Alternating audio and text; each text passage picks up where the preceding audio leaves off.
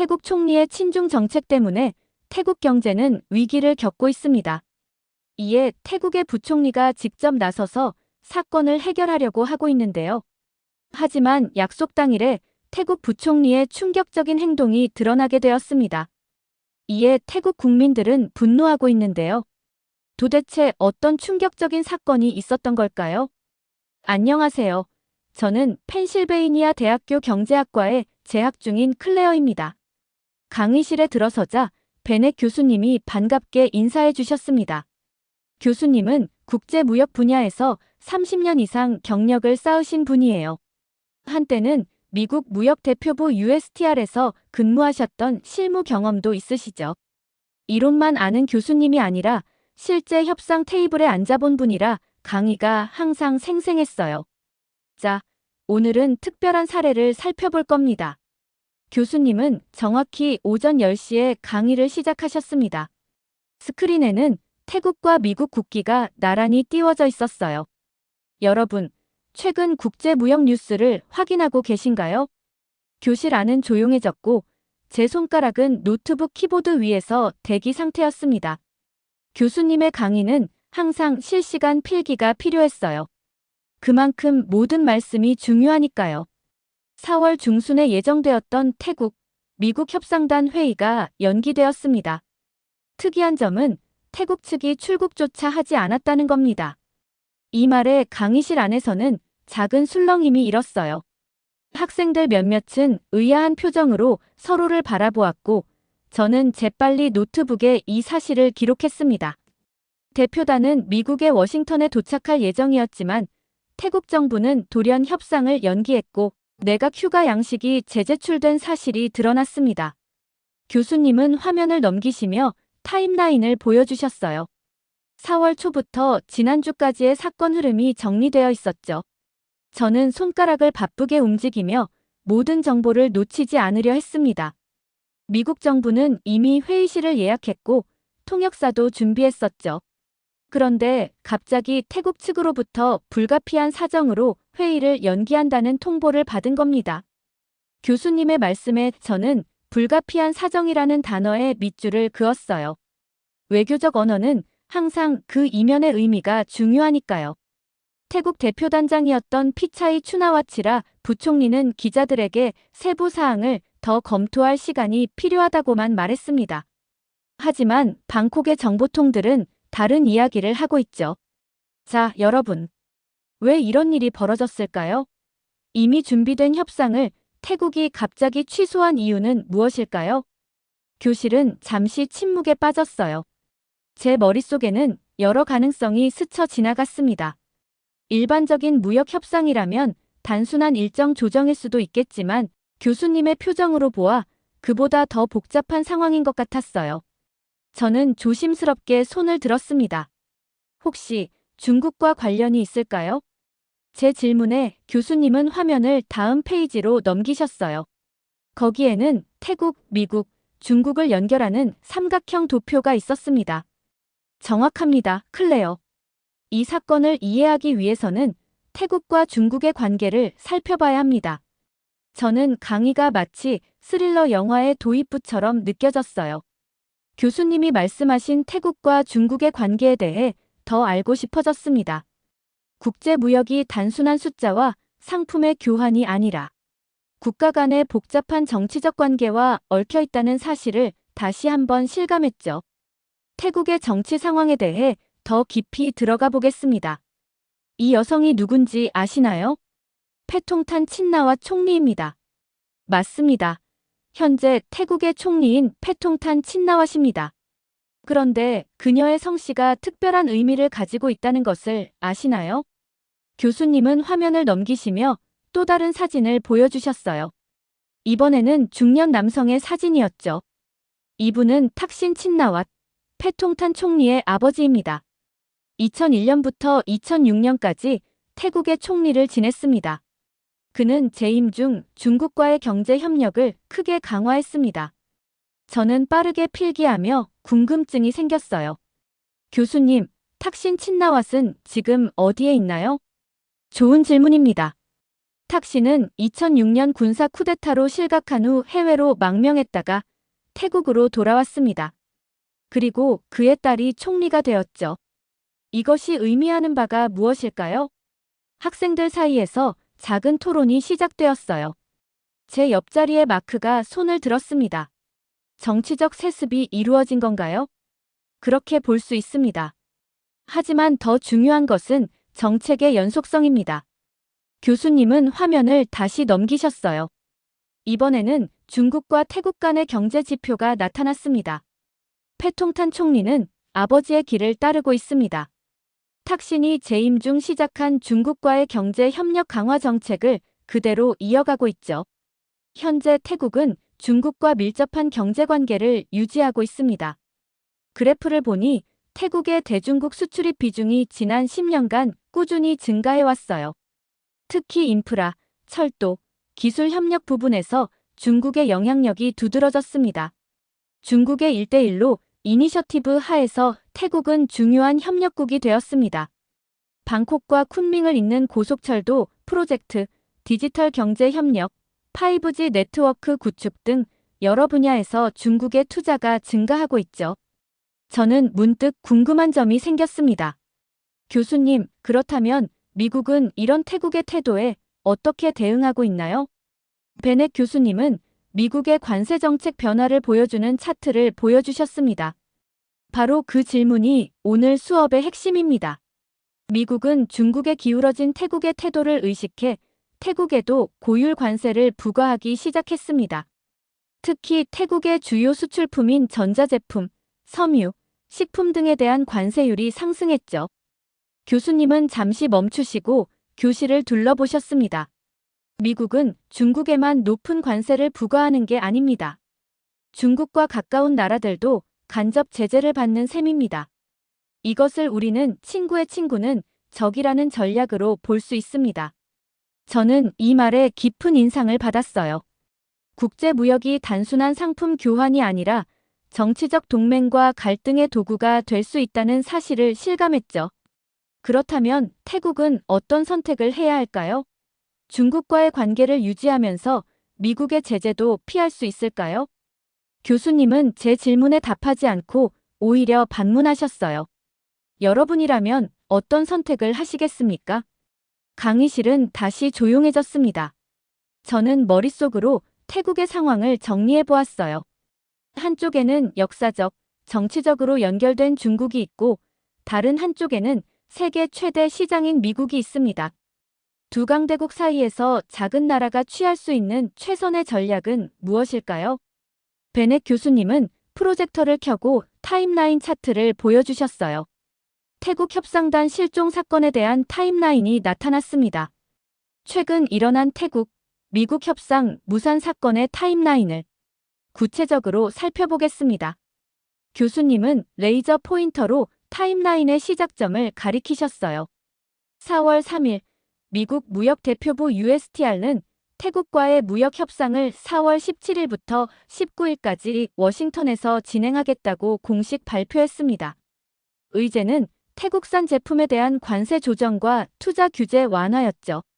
4월 8일 태국 재무부 장관이자 부총리인 피차이 추나와치라가 방콕에서 기자회견을 열었습니다. 그는 협상 준비가 완료되었으며 미국과의 건설적인 대화를 기대한다고 선언했죠. 스크린에는 피차이 부총리의 기자회견 사진이 띄워졌어요. 그는 자신감 넘치는 표정으로 카메라를 바라보고 있었습니다. 피차이 부총리는 회견에서 태국은 미국의 중요한 파트너이며 양국 간 무역 관계를 개선하기 위해 최선을 다할 것이라고 말했습니다.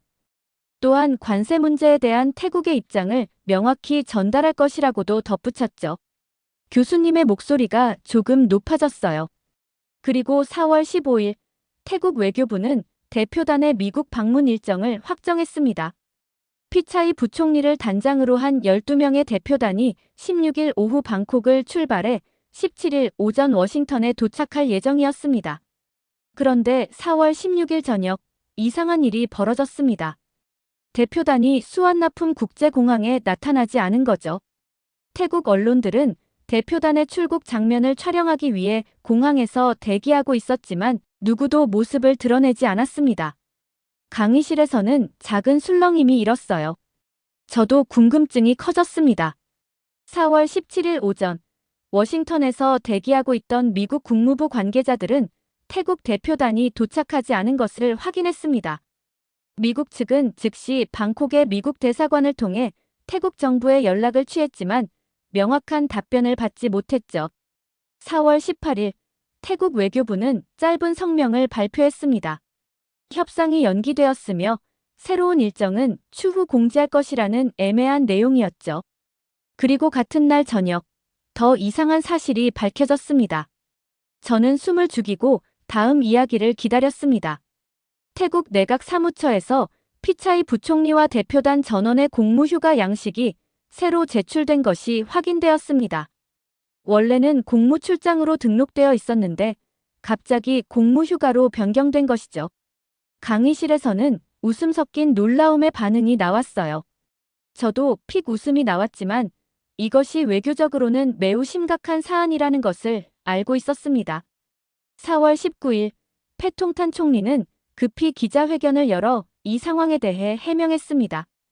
그녀의 말을 그대로 인용하자면 협상에서 수정해야 할 세부 사항이 남아있어 일정을 조정하게 되었다고 했죠. 하지만 어떤 세부 사항인지, 왜 갑자기 일정을 취소했는지에 대해서는 구체적인 설명이 없었습니다. 교수님은 마지막 슬라이드를 보여주셨어요. 거기에는 미국 무역대표부 대변인의 성명이 인용되어 있었습니다. 미국 측은 태국의 결정을 유감스럽게 생각하며 조속한 시일 내에 협상이 재개되기를 바란다는 외교적인 언급만 했습니다. 하지만 워싱턴 정가에서는 이것을 심각한 외교적 결례로 받아들이고 있다는 소식이 들려옵니다. 베넷 교수님은 프레젠테이션을 마치시고 교실 전체를 둘러보셨어요. 자, 여러분. 이것이 사건 전체 타임라인입니다. 이제 질문을 드리겠습니다. 왜 태국은 이미 준비된 협상을 갑자기 취소했을까요? 강의실에서는 여러 의견이 나왔습니다. 내부 정치적 이유, 미국의 요구 사항이 너무 과도했다, 중국의 압력이 있었다 등 다양한 추측들이 오갔어요. 제 생각은 달랐습니다. 저는 조용히 손을 들었어요. 교수님, 저는 이것이 단순한 실수나 우발적 상황이 아니라 치밀한 정치적 계산의 결과라고 생각합니다. 교수님이 흥미롭다는 듯 고개를 끄덕이셨어요. 어떤 의미에서요? 태국은 미국과 중국 사이에서 균형을 맞추려 하고 있습니다. 이번 협상 취소는 아마도 중국에게 우리가 미국과 너무 가까워지지 않을 것이라는 신호를 보내는 동시에 시간을 벌어 더 좋은 협상 조건을 얻으려는 전략일 수 있어요. 교수님은 만족스러운 미소를 지으셨습니다. 매우 날카로운 분석입니다. 클레어. 국제관계에서는 말해진 것보다 말해지지 않은 것이 더 중요할 때가 많습니다. 그리고 교수님은 잠시 숨을 고르시더니 강의 주제를 새로운 방향으로 확장하셨어요. 자, 이제 태국 국내 상황에 대해 더 깊이 들어가 볼 필요가 있습니다. 여러분은 태국 사람들이 이 상황을 어떻게 바라보고 있는지 궁금하지 않나요? 교수님은 화면을 전환하셨어요. 이번에는 태국 거리에서 열린 시위 장면과 소셜미디어 포스트들이 나타났습니다. 최근 태국 국내에서는 중국 중심 외교에 대한 반발 여론이 커지고 있습니다. 특히 경제적 어려움에 직면한 일반 국민들 사이에서 이런 목소리가 커지고 있죠. 저는 궁금증이 생겨 손을 들었어요. 교수님, 그렇다면 태국 국민들은 어떤 대안을 원하는 건가요? 교수님은 미소를 지으시며 다음 슬라이드로 넘어가셨습니다. 거기에는 태국, 한국 경제 협력 역사라는 제목이 붙어 있었어요. 흥미로운 점은 태국 국민들이 과거 한국과의 협력 시절을 긍정적으로 기억하고 있다는 겁니다. 특히 1997년 아시아 금융위기, 즉 IMF 위기 이후의 한국과의 관계를 말이죠. 교수님은 90년대 후반부터 2000년대 초반의 사진들을 보여주셨어요. 한국 기업들이 태국에 투자하는 모습, 한국 기술자들이 태국 근로자들을 교육하는 장면, 양국 정상이 악수하는 이미지 등이었습니다. IMF 위기 이후 한국은 스스로 경제를 회복시키는 과정에서도 태국과의 협력을 지속했습니다. 산업 프로젝트, 기술 이전, 교육 지원 등 다양한 분야에서 협력이 이루어졌죠. 특히 한국의 전자, 자동차 IT 기업들이 태국에 많은 투자를 했습니다. 실제로 한류는 태국에서도 큰 인기를 끌고 있고 이것이 한국에 대한 긍정적인 이미지 형성에 기여했습니다. 하지만 더 중요한 것은 경제적 협력 모델이었죠. 교수님은 다음 차트로 넘어가셨어요. 거기에는 최근 태국에서 실시된 여론조사 결과가 나와 있었습니다. 이 여론조사를 보세요. 현재 태국의 외교 정책 방향에 만족하십니까? 라는 질문에 67%가 아니오라고 답했습니다. 그리고 태국 외교 노선이 중국에 치우쳐 있다는데 동의하느냐는 질문에는 72%가 그렇다고 답했죠. 저는 놀라움을 감추지 못했어요. 이런 높은 비율은 국민들의 강한 불만을 나타내는 것이었으니까요. 더 놀라운 것은 다음 질문입니다. 태국이 본받아야 할 외교 모델은 무엇인가? 라는 질문에 60%가 한국식 개방 정책을 선택했습니다. 10%만이 중국식 모델을 선택했고 나머지는 기타 또는 모름으로 응답했습니다. 교수님은 잠시 멈추시고 물을 마시셨어요. 여러분은 왜 태국 국민들이 한국식 모델을 선호한다고 생각하십니까? 교실에서는 여러 의견이 나왔습니다. 저도 생각을 정리해서 말했어요.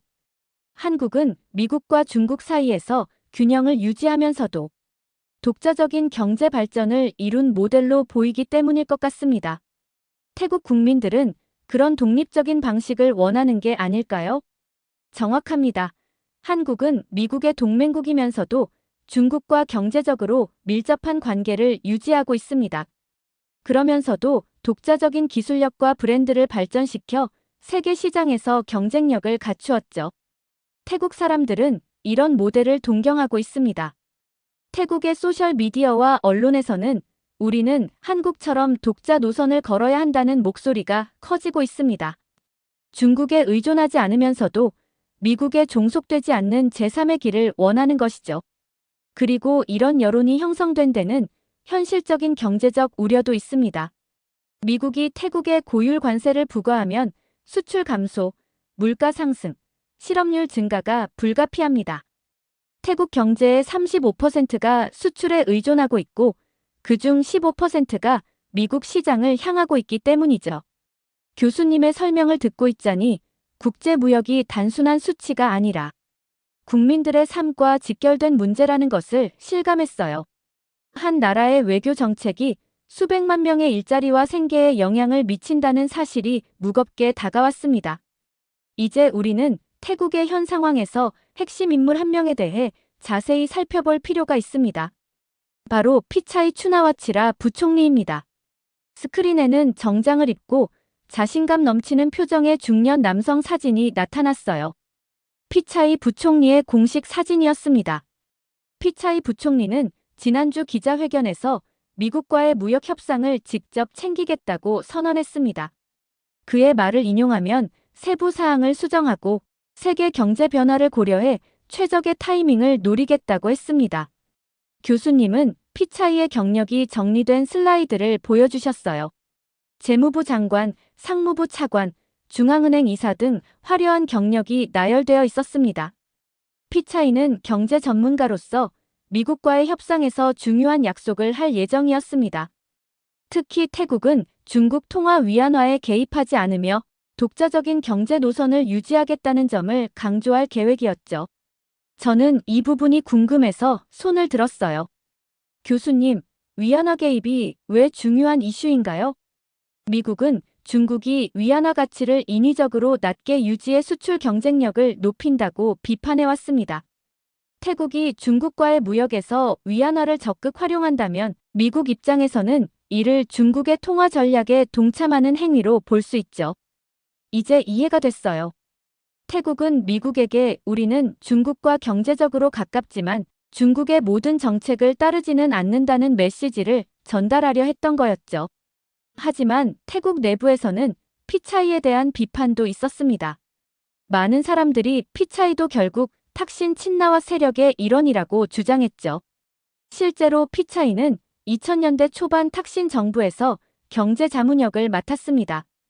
그리고 탁신이 실각한 후에도 친나와 가문과 연결된 정치인들과 지속적으로 협력해왔죠. 그런데 며칠 전 태국 언론들이 더 충격적인 사실을 보도했습니다. 피차이가 단순히 탁신과 친분이 있는 정도가 아니라 과거부터 탁신 친나와 세력의 핵심 인물 중 하나였다는 사실이 내부 문서를 통해 드러난 것입니다. 교수님은 태국 신문의 헤드라인을 보여주셨어요. 피차이의 이중행보, 독립적 협상가인가, 탁신의 대리인인가? 라는 제목이 큼직하게 쓰여 있었습니다. 이 보도 이후 태국 국민들 사이에서는 결국 지도부 모두가 탁신 친나왓의 사람들이다라는 불만이 터져 나왔습니다. 태국의 경제 전문가들은 현 상황에 대해 강력하게 경고하고 있습니다. 전 중앙은행 총재 프라삭 출라리쿠는 지금처럼 친중 노선을 고수하면 미국은 태국에 더 큰 관세를 부과할 것이라고 경고했습니다. 다른 전문가의 발언도 이어졌어요. 시암상업은행의 수비냐 라오 하발리아 수석 이코노미스트는 태국 경제는 수출 감소, 통화 약세, 외국인 투자 급감이라는 삼중고를 겪게 될 것이라고 예측했습니다. 교수님은 실제 태국의 경제 지표들을 차트로 보여주셨어요. 이미 수출 성장률이 둔화되고 있었고 바트와 가치도 하락세를 보이고 있었습니다. 이런 상황 속에서 국민들의 불안은 커지고 있습니다. 특히 미국 시장에 의존하는 중소기업들과 농업 종사자들이 경제 위기를 체감하기 시작했죠. 태국 협상단의 미국 방문은 단순히 관세를 낮추는 문제가 아닙니다. 이것은 앞으로 미국, 태국, 중국 삼각 외교의 진로를 결정짓게 될 중요한 사안입니다. 그리고 그 결정은 수백만 태국 국민의 생계와 직결되어 있죠. 베넷 교수님은 깊은 숨을 들이쉬고 강의를 마무리하셨어요. 자, 이제 오늘 강의의 결론을 내리려 합니다. 태국의 사례를 통해 우리가 배울 수 있는 교훈은 무엇일까요? 국제 정치는 단순한 논리가 아닙니다. 특히 태국과 같은 작은 나라는 경제적 이익뿐만 아니라 역사적 기억, 국가적 자존심, 그리고 무엇보다 생존을 모두 고려해야 합니다. 태국은 중국과 가까워지면 미국의 신뢰를 잃고 미국에 붙으면 중국의 반격을 받을 수 있습니다. 그 어느 쪽도 선택하기 어려운 상황이죠. 교수님은 잠시 교실을 둘러보시더니 질문을 던지셨어요. 여러분이라면 이런 상황에서 어떤 전략을 선택하겠습니까? 교실에서는 다양한 의견이 나왔어요. 어떤 학생은 미국과의 관계를 우선시해야 한다고 말했고, 다른 학생은 중국과의 경제 협력을 포기할 수 없다고 주장했죠. 저도 생각을 정리하며 수첩에 한 줄 적었어요. 강대국 사이에서 살아남으려면 지혜가 필요하다. 교수님은 마지막으로 덧붙이셨어요. 한번 기울어진 외교 방향은 쉽게 바뀌지 않습니다. 특히 지도부 전체가 하나의 세력이라면 말이죠. 정권 교체가 없는 한 태국은 계속 중국과 가까워질 것입니다. 그리고 그 대가는 국민이 치르게 될 겁니다. 교수님은 마지막 질문을 던지셨어요. 만약 당신이 태국 국민이라면 변화를 위해 무엇을 할 수 있을까요? 이 질문에 저는 깊이 생각했고 마지막으로 수첩에 적었습니다. 외교는 지도자의 선택이지만 그 결과는 국민 모두가 감당해야 한다.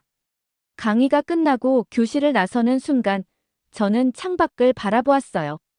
세계는 제가 생각했던 것보다 훨씬 복잡했고 국제관계는 교과서에 나오는 이론만으로 설명할 수 없는 것이었습니다. 하지만 그런 복잡성을 이해하는 것이 바로 제가 이 공부를 하는 이유였죠. 노트북을 가방에 넣으며 저는 다짐했어요. 언젠가 저도 국제무역과 외교의 현장에서 일하게 된다면 오늘 배운 교훈을 잊지 않겠다고. 모든 결정이 실제 사람들의 삶에 영향을 미친다는 사실을 항상 기억하겠다고. 이렇게 태국 부총리마저 탁신의 측근이라는 사연 어떻게 들으셨나요? 태국의 정권이 바뀌지 않는 한 친중 정책은 쉽게 끊을 수 없다는 사실을 알게 되었고 과거 한국의 사례를 보면서 뿌듯함을 느끼게 되었습니다. 여러분들의 의견은 어떠신가요? 다양한 의견을 댓글을 통해 공유해 주세요. 긴 영상 시청해주셔서 감사드리고 영상 재미있으셨다면 구독과 좋아요 부탁드립니다. 태국에서 끔찍한 상황이 일어나고 있습니다. 태국 노동자들은 과거로 돌아가야 된다는 이야기를 하고 있고 태국이 중국의 손 안에서 놀아나고 있다고 주장합니다. 이러한 상황에 태국의 경제력은 더욱더 밑바닥을 기어가고 태국은 작은 중국이라는 이야기를 하고 있는데요. 도대체 태국에서는 무슨 일이 있었던 걸까요? 안녕하세요. 저는 엘라입니다. 미국 동부의 명문대학교에 다니고 있어요. 한국에 1년간 교환학생으로 지냈던 경험이 있어서 아시아 경제에 특별한 관심을 가지고 있답니다. 오늘은 제가 수강 중인 21세기 신흥경제국의 도전과 함정 세미나 수업에서 있었던 충격적인 사건에 대해 말씀드릴게요. 오늘 아침 강의실에 들어서자 밀러 교수님이 프로젝터로 태국의 경제 데이터와 최근 뉴스를 화면에 띄우고 계셨어요. 자, 오늘은 태국 경제에 대해 이야기해 보겠습니다. 교수님이 말씀하셨어요. 태국이 2024년 들어 한국과의 협력을 점점 줄이고 중국과 가까워지면서 어떤 변화가 일어났을까요? 교수님이 저를 지목하셨어요. 한국은 전기차, 전자제품, 관광 등 여러 산업에서 태국의 중요한 파트너였어요. 그런데 최근 태국에서 반한 감정이 커지면서 한국 기업들이 철수했고 그 빈자리를 중국이 채웠죠. 교수님이 고개를 끄덕이셨어요. 한국 기업은 태국에서 기술력과 품질을 앞세워 성장했지만 태국 정부의 친중 정책과 반한 정서로 인해 경쟁력을 잃었습니다. 결국 한국 기업이 떠난 자리는 BYD 같은 중국 기업이 차지했죠. 화면에는 BYD가 태국에 4억 9천만 달러를 투자하여 연간 15만 대의 전기차를 생산할 계획이라는 뉴스가 떴어요. 뒷자리에서 손이 올라갔어요. 결국 태국은 현대차 대신 중국차를 선택한 건가요? 교수님은 안경을 고쳐 쓰시며 대답하셨어요. 네, 하지만 단순한 대체가 아닙니다. 현대차가 제공하던 기술 이전, 고품질 차량, 애프터 서비스 시스템 등이 사라지고 중국차 중심의 시장이 형성되면서 부작용도 나타나고 있어요. 저는 다시 손을 들었습니다. 교수님, 그렇다면 태국 소비자들은 이런 변화를 어떻게 받아들이고 있나요? 저렴한 가격이 매력적이겠지만 장기적으로는 서비스 품질 저하가 문제가 될 수 있을 것 같은데요. 교수님이 미소를 지으셨어요. 실제로 초기에는 가격 매력에 많은 소비자들이 중국 차를 선택했지만 최근에는 AS 문제, 부품 공급 지연, 배터리 수명 문제 등으로 불만이 늘어나고 있어요. 하지만 이미 시장 구조가 변해버린 상황이라 소비자들의 선택지가 줄어들었죠. 옆자리의 소피아가 작은 목소리로 물었어요. 그럼 한국 기업들은 왜 태국 시장에서 완전히 철수한 거야? 가격 경쟁을 하면 안 됐을까? 저는 조용히 대답했습니다. 단순히 가격 문제만은 아니었어. 태국 정부의 정책적 지원이 중국 쪽으로 기울었고 태국 내 반한 감정으로 인해 소비자들의 인식도 바뀌었거든. 복합적인 요인이 작용한 거지. 교수님이 우리의 작은 대화를 듣고 거들어 주셨어요. 엘라의 말이 맞습니다. 이는 단순한 기업 간 경쟁이 아니라 국가 간 경제 정책과 외교 관계가 복잡하게 얽힌 사례죠. 자, 이제 중국 전기차 기업들의 태국 진출 전략을 살펴보겠습니다. 특히 BYD의 사례는 주목할 만합니다. 저는 펜을 들고 메모할 준비를 했어요. BYD는 뉴스에서 자주 보던 기업이었죠. 급속도로 성장하는 중국 전기차 기업으로 유럽과 아시아 시장에 공격적으로 진출하고 있었어요. 교수님은 레이저 포인터로 화면을 가리키며 설명을 이어갔습니다. BYD는 태국 정부의 전기차 산업 지원을 적극 활용하며 공격적인 가격 할인 정책을 펼치고 있습니다. 현재 태국에서 전기차 판매량 1위를 기록하고 있죠. 화면에는 BYD의 태국 판매량 그래프가 나타났어요. 작년 대비 300% 성장했다는 수치가 눈에 띄었죠. 저는 이 숫자를 메모하면서 궁금증이 생겼어요. 어떻게 이렇게 빠르게 시장을 장악할 수 있었을까? 마침 제 생각과 비슷한 질문이 나왔어요. 강의실 뒤쪽에서 아시아계 학생인 리나가 손을 들었습니다. 하지만 가격이 싸다고 해서 품질이 좋다고 할 수는 없잖아요. 리나의 질문에 몇몇 학생들이 고개를 끄덕였어요. 맞습니다. BYD를 비롯한 중국 전기차의 가장 큰 특징은 초기 가격 경쟁력이지만 장기적으로는 내구성 문제와 낮은 애프터 서비스로 인해 소비자 불만이 높아질 가능성이 있습니다. 저는 궁금한 점이 있어서 손을 들었어요. 교수님, BYD가 태국에 투자하는 4억 9천만 달러는 어떤 방식으로 사용되나요? 단순히 조립 공장인지 아니면 R&D 센터도 함께 설립하는 건가요? BYD의 태국 투자는 주로 생산 라인 구축에 집중되어 있습니다.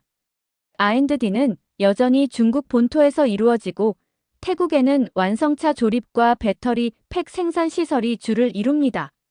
이는 태국의 기술 이전보다는 일자리 창출과 생산 기지로서의 역할을 부여하는 전략이죠.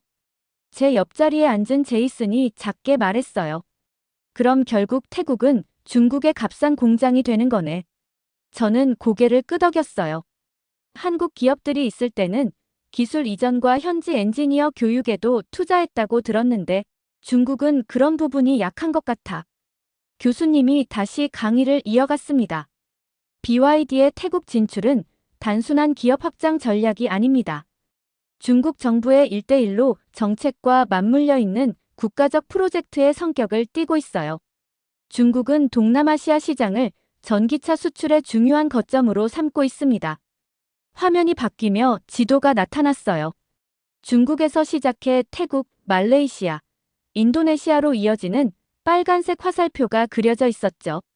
BYD는 태국에 연간 15만 대 생산 능력을 갖춘 공장을 설립할 계획입니다. 이는 태국 국내 시장만을 겨냥한 것이 아니라 아세안 전체를 커버하는 전략이죠. 저는 여전히 의문이 남아 있었어요. 그렇다면 태국 소비자들은 왜 품질 문제에도 불구하고 중국 차를 선택하는 걸까요? 교수님은 생각에 잠긴 듯 잠시 멈췄다가 대답하셨어요. 가격이 가장 큰 요인이지만 그것만은 아닙니다. BYD를 비롯한 중국 기업들은 디지털 기능과 스마트 인터페이스에 많은 투자를 하고 있어요. 젊은 소비자들에게 어필하는 요소죠. 게다가 태국 정부의 전기차 보조금 정책이 중국차에 유리하게 설계되어 있다는 점도 중요한 요인입니다. 다른 학생이 질문했어요. 그럼 한국 기업들은 다시 태국 시장에 돌아올 가능성이 있나요? 교수님은 고개를 천천히 흔드셨어요. 현재로서는 쉽지 않아 보입니다. 이미 중국 기업들이 시장을 장악했고 태국 정부의 정책 방향도 바뀌지 않는 한 재진입 장벽이 매우 높은 상황입니다. 교수님의 말씀이 끝나자 강의실에는 잠시 정적이 흘렀어요. 저는 태국의 상황에 대해 한국에서 들었던 추가 정보가 생각나서 조심스럽게 손을 들었습니다. 교수님, 제가 한국에 교환학생으로 있을 때 들은 이야기가 있는데요. 태국이 이렇게 갑작스럽게 경제 정책을 바꾸고 중국과 더 가까워진 배경에는 패통탄 친나와 총리의 개인적인 이해관계가 있다는 분석이 있더라고요. 실제로 태국 내에서도 이런 의견이 지배적이라고 들었는데 이 부분에 대해 어떻게 생각하시나요? 교수님은 표정이 약간 긴장된 듯 했지만 전문가다운 침착함을 유지하셨어요. 경제 정책 변화의 배후에는 항상 정치적 요인이 있기 마련이죠. 패통탄 친나와 총리는 취임 이후 중국과의 관계 강화를 최우선 과제로 삼았고 이 과정에서 그의 가족 기업들이 중국과 여러 계약을 체결했다는 보도가 있었습니다. 제이슨이 궁금증을 참지 못하고 물었어요. 그게 정확히 어떤 거래였나요? 교수님은 잠시 생각하시더니 조심스럽게 대답하셨어요. 학술적인 관점에서 살펴보자면 친나와 가문의 기업들은 중국, 국영기업과 여러 인프라 프로젝트 계약을 맺었습니다. 특히 방콕 외곽 고속도로, 건설과 남부철도 프로젝트에서요. 이런 계약들이 투명한 입찰 과정 없이 진행되었다는 비판이 있었죠. 저는 노트북에 빠르게 메모를 하면서도 내심 놀랐어요. 한국에서 들었던 이야기가 실제로 사실이었던 거죠. 리나가 다시 손을 들었어요. 그럼 태국 국민들은 이런 상황을 어떻게 받아들이고 있나요? 정부 정책에 반대하는 움직임은 없나요? 교수님이 깊은 한숨을 내쉬셨어요. 복잡한 질문입니다. 태국은 정치적으로 매우 분열된 국가입니다. 도시 중산층과 젊은 세대는 이런 정책에 비판적인 반면 친나와 총리의 지지 기반인 농촌 지역에서는 중국과의 협력이 가져올 경제적 혜택에 기대를 걸고 있어요. 하지만 최근엔 방콕에서 몇 차례 대규모 시위가 있었고 한국 기업 철수로 인한 일자리 감소가 주요 이슈 중 하나였습니다. 소피아가 갑자기 궁금한 듯 질문했어요. 그런데 왜 하필 한국 기업들이 표적이 됐을까요? 일본이나 유럽 기업들도 태국에 많이 있잖아요.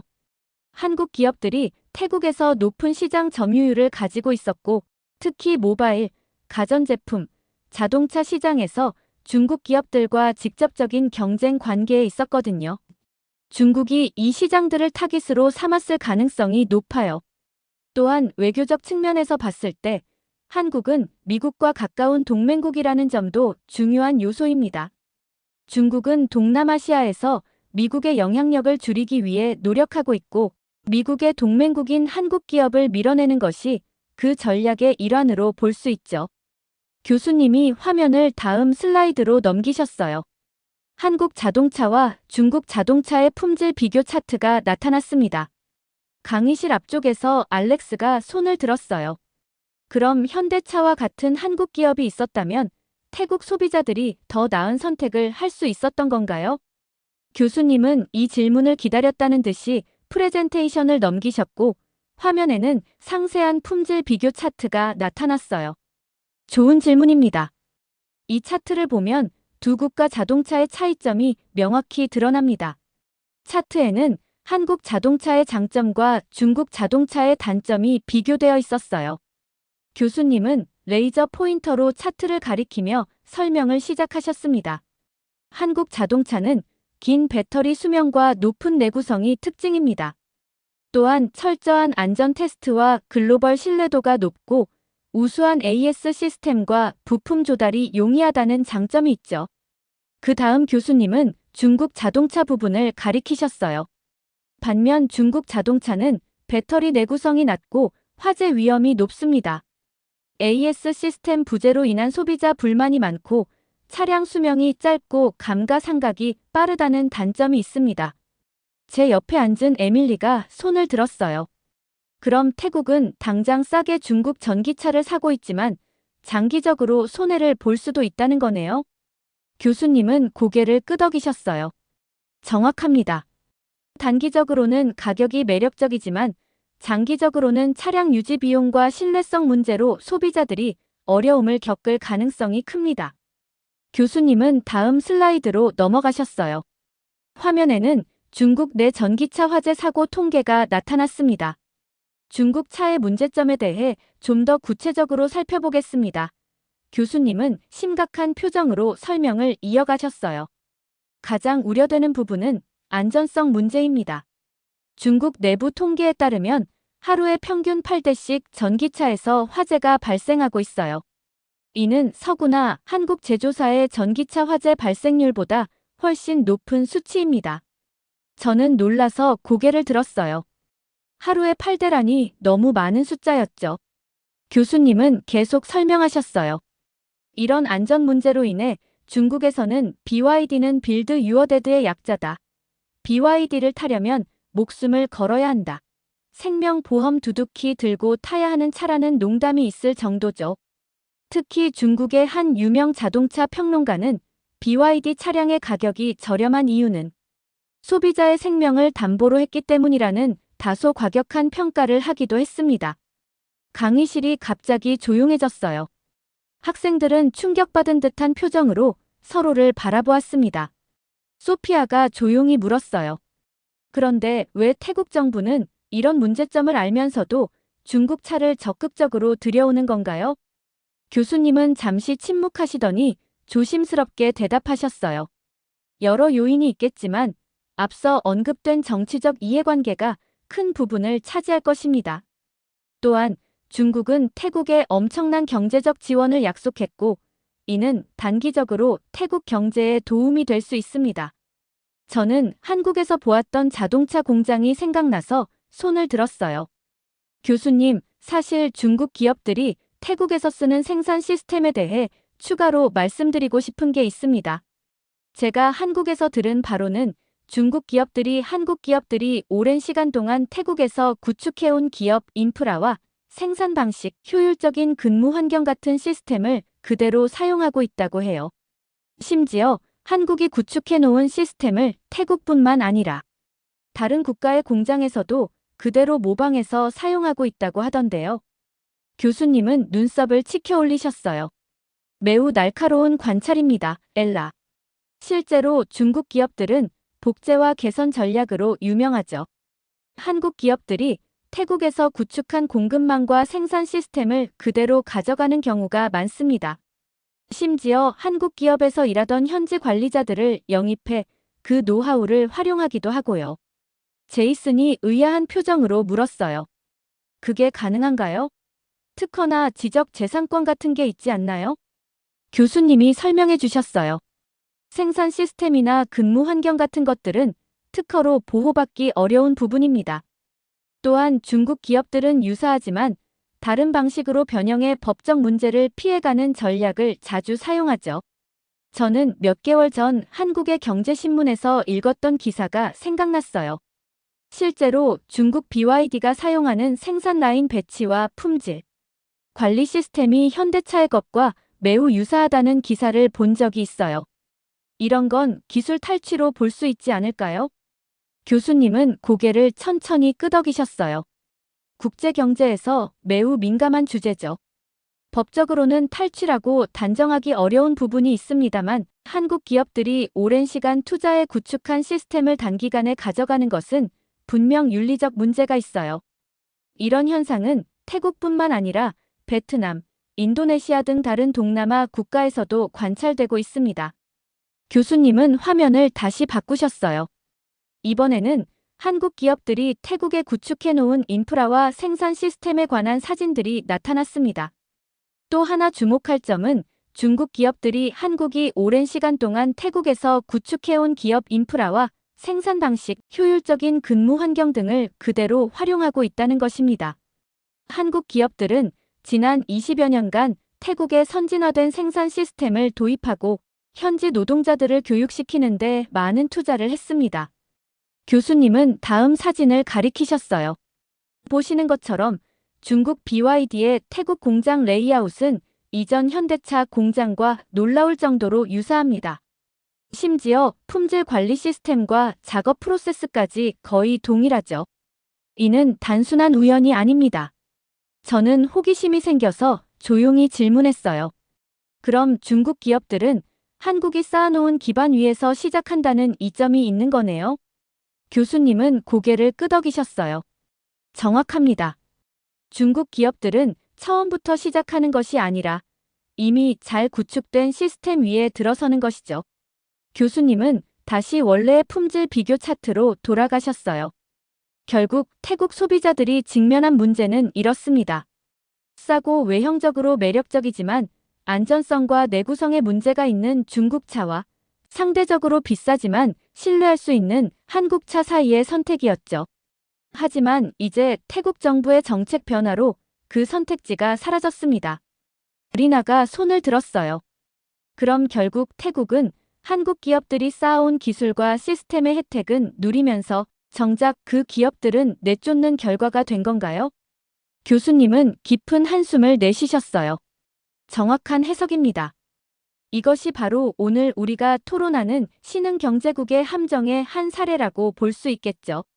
단기적인 이익을 위해 장기적인 파트너십을 희생하는 전략은 결국 해당 국가의 경제 발전에 부정적인 영향을 미칠 수 있습니다. 교수님은 다음 슬라이드로 넘어가셨어요. 화면에는 태국 내 BYD 공장의 고용 현황 통계가 나타났습니다. 이제 중국 기업들의 고용 정책에 대해 살펴보겠습니다. BYD의 태국 공장 사례는 특히 주목할 만합니다. 차트를 보니 BYD 태국 공장의 직원 중 태국인 비율이 놀라울 정도로 낮았어요. 직원의 70% 이상이 중국인이었죠. 여러분이 보시는 것처럼 BYD는 태국 공장에서 태국인들의 일자리 창출을 하지 않고 대부분 자국민을 태국으로 불러와 일하게 하고 있습니다. 이는 일반적인 해외 공장 운영 방식과는 상당히 다른 접근법입니다. 제가 궁금해서 손을 들었어요. 그럼 태국 정부가 투자 유치 시 고용 창출을 조건으로 내걸지 않았나요? 교수님은 고개를 저으셨어요. 계약서상으로는 현지인 고용 비율을 50% 이상으로 유지하기로 되어 있었습니다. 하지만 실제로는 중간 관리자와 엔지니어 대부분을 중국에서 데려왔고 태국인들은 단순 노동직에만 한정적으로 고용되고 있어요. 소피아가 질문했어요. 하지만 현지 인력을 고용하는 것이 언어와 문화적 측면에서 더 효율적이지 않을까요? 일반적으론 그렇습니다. 하지만 BYD를 비롯한 중국 기업들의 전략은 달라요. 그들은 공장 내부에 작은 중국을 만드는 전략을 취합니다. 모든 매뉴얼과 시스템이 중국어로 운영되고 심지어 식당과 기숙사까지 중국식으로 운영됩니다. 제이슨이 물었어요. 그럼 기술 이전도 전혀 이루어지지 않는 건가요? 그렇습니다. 한국 기업들이 현지 인력 교육과 기술 이전에 투자했던 것과는 대조적으로 중국 기업들은 핵심 기술과 노하우를 철저히 중국인 직원들 사이에서만 공유합니다.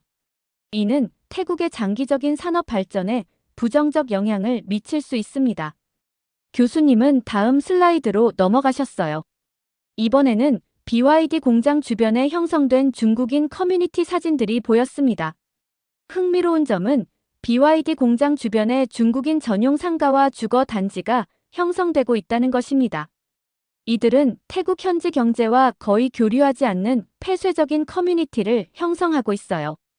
결과적으로 투자 금액의 상당 부분이 태국 경제로 유입되지 않고 중국으로 다시 빠져나가는 현상이 발생합니다. 제이슨이 갑자기 손을 들었어요.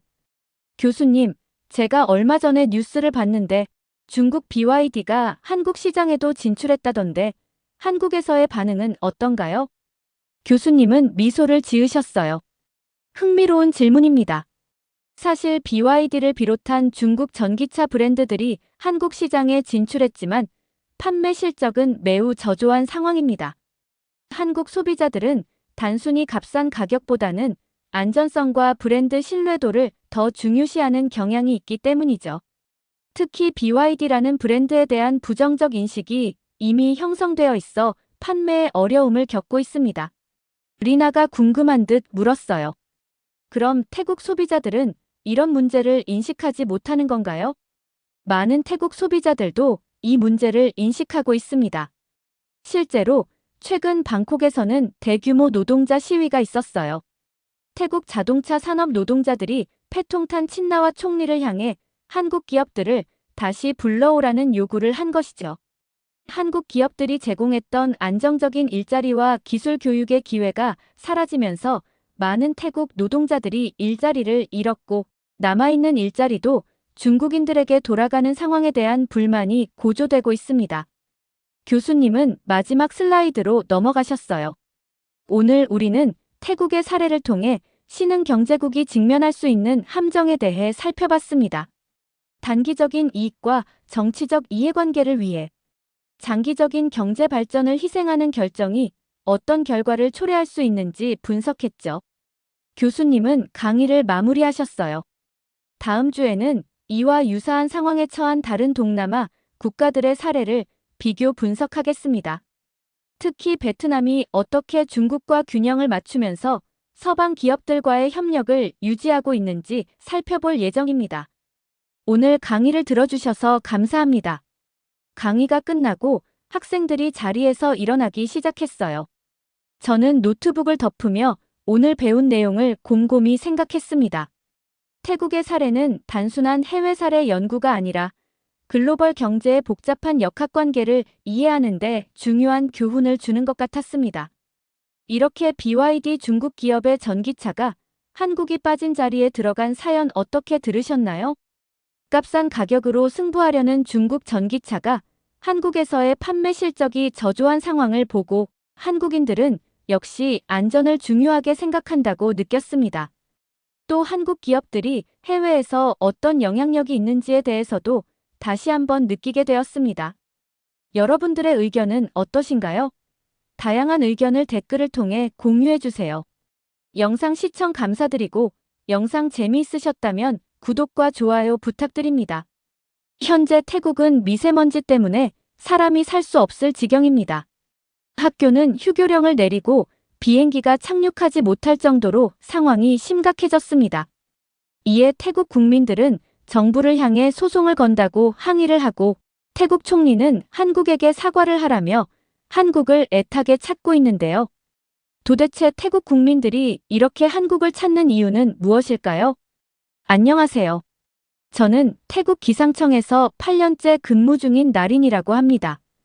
태국의 대기질 연구팀에서 일하고 있죠. 제가 들려드릴 이야기는 우리나라의 미세먼지 문제와 관련된 것입니다. 태국 기상청에 입사한 지 어느덧 8년이 되었네요.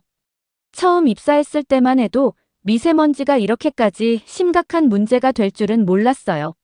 매년 1월부터 4월까지는 특히 심각한데 올해는 그 수준이 최악이었죠.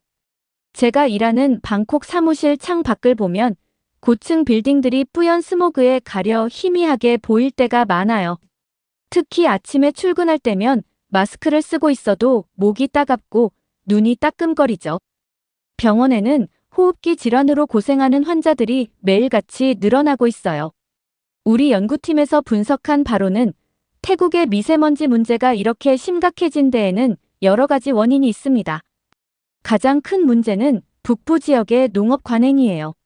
농부들이 수확 후 남은 농작물을 소각하는 벌목 후 소각 방식을 아직도 많이 사용하고 있거든요. 특히 건기에는 이런 불씨가 쉽게 번져 산불로 이어지기도 해요. 방콕 같은 대도시의 교통체증도 심각한 문제입니다. 매일 아침 저녁으로 도로는 차들로 가득 차고 특히 노후된 디젤 차량들이 내뿜는 매연은 대기오염을 더욱 악화시키고 있어요. 산업단지에서 발생하는 공장 매연도 무시할 수 없는 수준이죠. 최근에는 기후 조건도 우리를 더욱 힘들게 하고 있어요. 건기에는 바람이 거의 불지 않아 대기가 정체되는 현상이 자주 발생하거든요. 그러다 보니 미세먼지가 공중에 머물러 있는 시간이 길어져서 대기질이 더욱 나빠지는 악순환이 계속되고 있습니다. 우리 기상청의 측정 결과를 보면 특히 충격적이에요. 치앙마이는 세계에서 가장 공기 오염이 심각한 도시 중 하나로 선정되기도 했죠. 학교들은 휴교 조치를 내리고 회사들은 재택근무를 권장하고 있어요.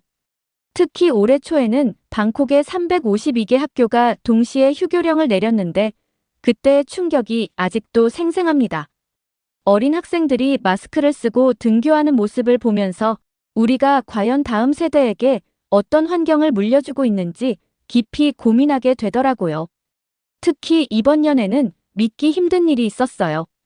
수완나품 국제공항에서 착륙을 시도하던 여러 항공기들이 시정거리 확보가 불가능해 착륙을 포기하고 다른 공항으로 회항해야 했죠. 저는 그날 기상청에서 밤샘 근무를 하고 있었는데 활주로 가시거리가 100m도 되지 않았어요. 특히 기억에 남는 건 싱가포르에서 오는 항공기였는데 3번이나 착륙을 시도하다가 결국 말레이시아 쿠알라룸푸르 공항으로 회항했다는 소식을 들었죠. 승객들 중에는 노약자와 어린이들도 있었을 텐데 생각만 해도 아찔했어요. 그날 이후로 태국의 대기오염 문제가 항공 안전까지 위협하는 수준이 되었다는 것을 실감했습니다. 더 충격적인 건 지난주 일요일에 있었던 일이에요. 홍콩에서 출발한 대형 여객기가 방콕 착륙을 시도하다 활주로를 이탈할 뻔한 아찔한 상황이 벌어졌거든요. 미세먼지로 인해 시야가 확보되지 않은 상태에서 착륙을 강행하다가 발생한 사고였어요. 다행히 조종사의 빠른 판단으로 착륙을 포기하고 다시 이륙했지만 승객 327명이 극도의 공포를 겪었다고 합니다. 정부에서도 여러 가지 대책을 내놓고 있어요. 사탕수수 농가에 폐기물을 태우지 않는 조건으로 보조금을 지원하고 인공강우를 통해 대기 중의 미세먼지를 줄이려는 시도도 하고 있죠. 하지만 이런 노력들이 근본적인 해결책이 될 수 있을지는 의문입니다. 최근에는 미얀마, 라오스와 함께 맑은 하늘 전략 2024-2030이라는 프로젝트를 시작했어요. 하지만 이런 국제적인 협력도 당장의 미세먼지 문제를 해결하기에는 역부족인 것 같아요. 제가 매일 보는 데이터들은 점점 더 심각해지는 태국의 미세먼지 상황을 여실히 보여주고 있습니다. 때로는 이 숫자들을 보면서 답답함을 느끼기도 하지만 한편으로는 이 문제를 해결하기 위한 방법을 찾아야 한다는 사명감도 느끼고 있어요. 지난주 WHO가 발표한 세계 대기질 보고서를 보면서 깊은 고민에 빠졌어요. 전 세계적으로 미세먼지 문제가 심각해지고 있는데 특히 아시아 지역이 가장 위험한 수준이더군요. 보고서에 따르면 중국, 인도, 방글라데시가 여전히 세계에서 가장 심각한 대기오염 국가로 분류됐고 우리 태국도 마찬가지로 가장 심각한 국가 목록에 포함되어 있었어요. 하지만 그 중에서 한 나라가 특별히 눈에 띄었어요. 바로 대한민국이었죠. 한국은 중국과 가장 가까운 나라 중 하나임에도 불구하고 지속적인 대기질 개선을 이뤄냈더라고요. WHO는 특히 한국의 체계적인 미세먼지 관리 시스템과 시민들의 적극적인 참여를 높이 평가했어요. 실제 데이터를 보니 더욱 놀라웠어요. 한국은 지난 10년간 꾸준히 대기질이 개선되어 왔고 특히 수도권 지역의 미세먼지 농도가 현저히 감소했다고 해요. 같은 기간 우리 태국을 포함한 다른 아시아 국가들의 상황은 오히려 악화된 것과 대조적이었죠. 제가 특히 관심 깊게 보고 있는 것이 한국의 미세먼지 대응 시스템입니다. 한국은 전국에 미세먼지 측정소를 촘촘히 설치하고 실시간으로 데이터를 수집해 분석하고 있어요. 그리고 이 정보를 즉시 국민들에게 전달하는 시스템을 구축했죠. 5년 전 한국 기상청 연수는 제 인생의 터닝포인트였어요. 한국의 시스템을 직접 경험하면서 이런 게 가능하구나 하는 충격과 경이로움을 느꼈죠. 특히 인상 깊었던 건 용산 본부에 있는 통합관제센터였어요. 거대한 스크린에는 실시간으로 한반도 전역의 미세먼지 데이터가 표시되고 있었고 인공지능이 이 데이터를 분석해 앞으로의 상황을 예측하고 있었죠. 더 놀라웠던 건 예측의 정확도예요. 중국 산둥성이나 허베이성에서 발생한 미세먼지가 정확히 언제, 어느 경로로 한국에 도착할지까지 계산해내더라고요. 심지어 고도별로 미세먼지 농도를 측정해서 3D로 보여주는 기술까지 있었어요. 당시 저는 그저 와하는 탄성만 나왔죠. 한국의 미세먼지 계절관리제는 정말 혁신적인 제도였어요. 고농도 미세먼지가 발생하기 쉬운 12월부터 3월까지 마치 전시 상황처럼 체계적으로 대응하더라고요.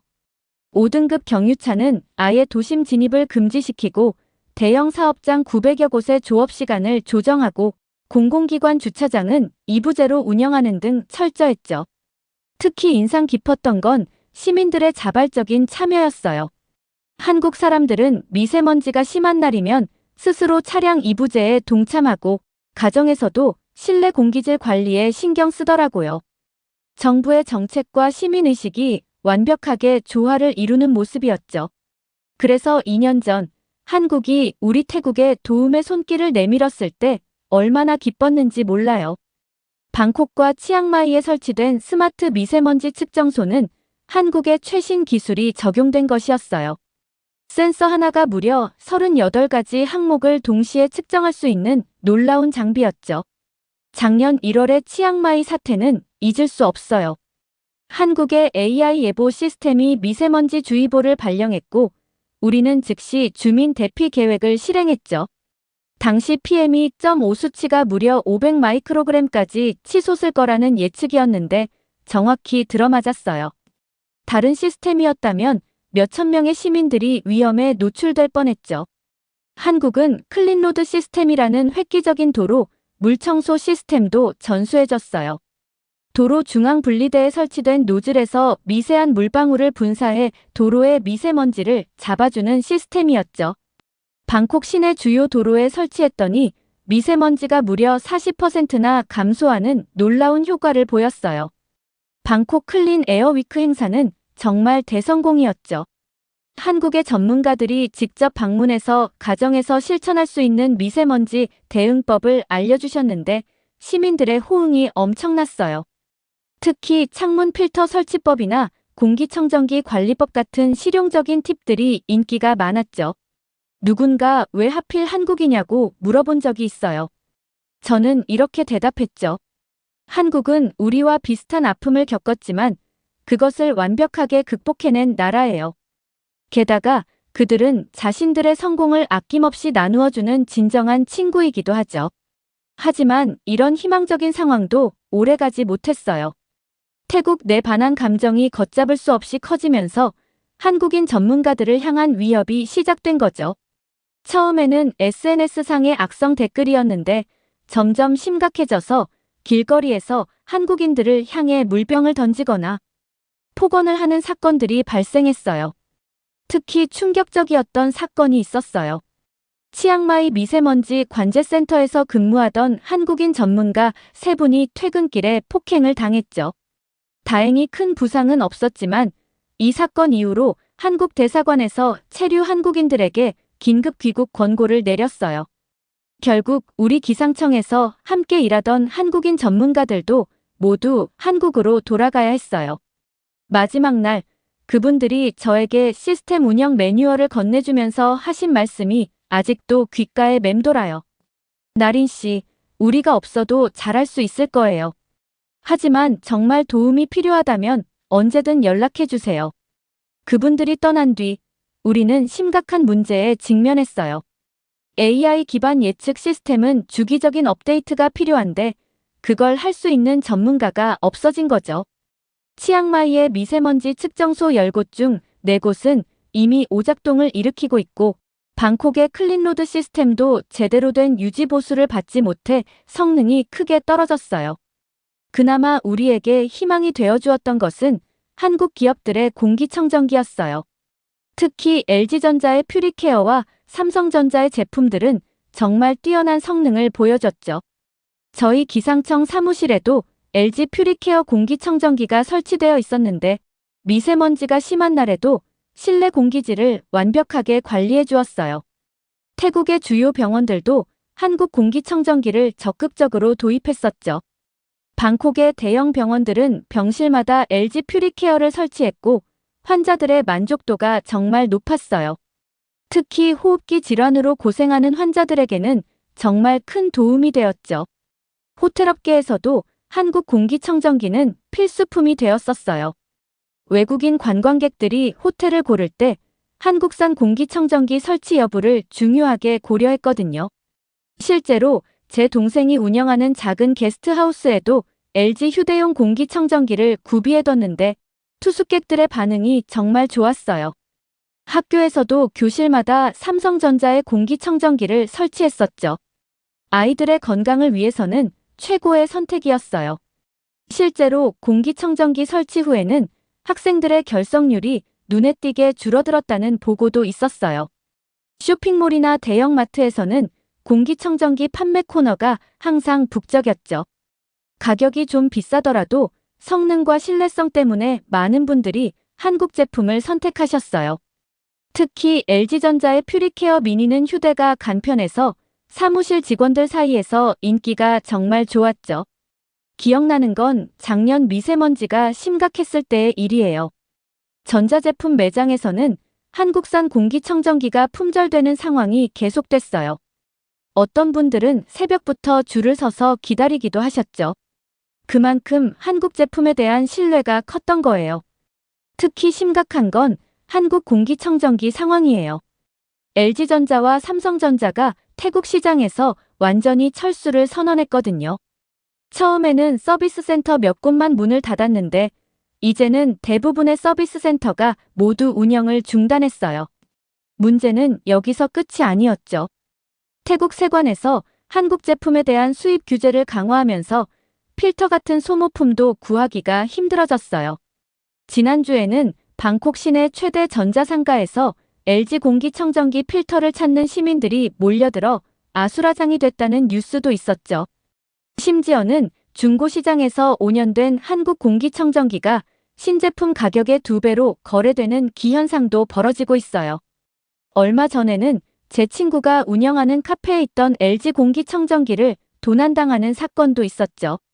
그만큼 한국 제품을 구하기가 어려워진 거예요.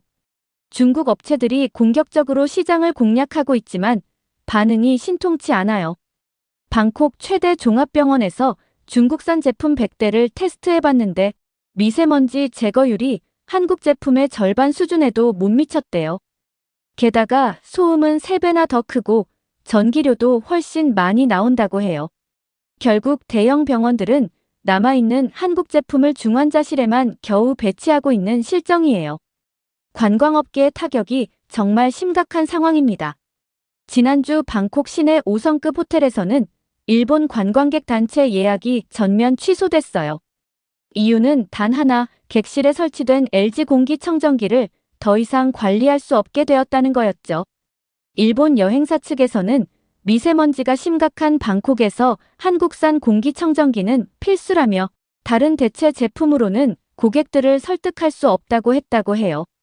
이 소식이 알려지자 다른 호텔들도 줄줄이 예약 취소 사태를 겪고 있어요. 더 큰 문제는 연쇄 반응이에요. 관광객이 줄어들자 호텔 근처의 쇼핑몰, 레스토랑, 마사지샵까지 매출이 급감했죠. 제 친구가 운영하는 투어 회사도 이번 달에만 20건의 예약이 취소됐다고 해요. 얼마 전에는 방콕 호텔연합회에서 긴급 기자회견을 열었어요. 한국 공기청정기 하나 때문에 태국 관광산업 전체가 흔들리고 있다면서 정부의 대책 마련을 촉구했죠. 그때 새삼 깨달았어요. 우리가 얼마나 한국의 기술에 의존하고 있었는지, 그리고 그것을 얼마나 당연하게 여겼는지를요. 특히 마음 아픈 건 이제 막 코로나19의 어려움에서 벗어나려던 관광업계가 또다시 위기를 맞게 된 거예요. 모두가 한국과의 관계 회복을 간절히 바라고 있죠.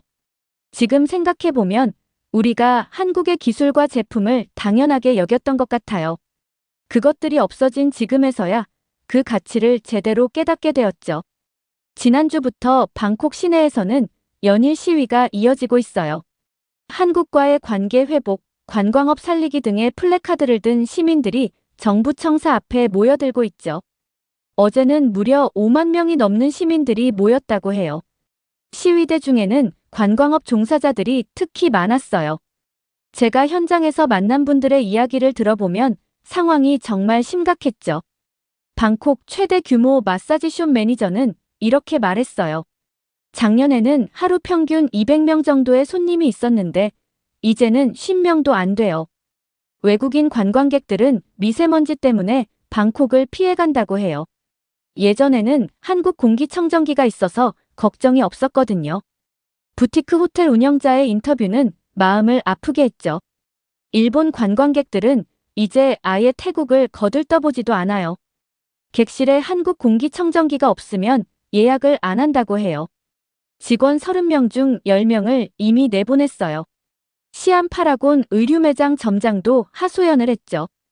관광객이 줄어드니까 쇼핑몰도 텅텅 비었어요. 지난달에만 우리 매장 매출이 70% 급감했죠.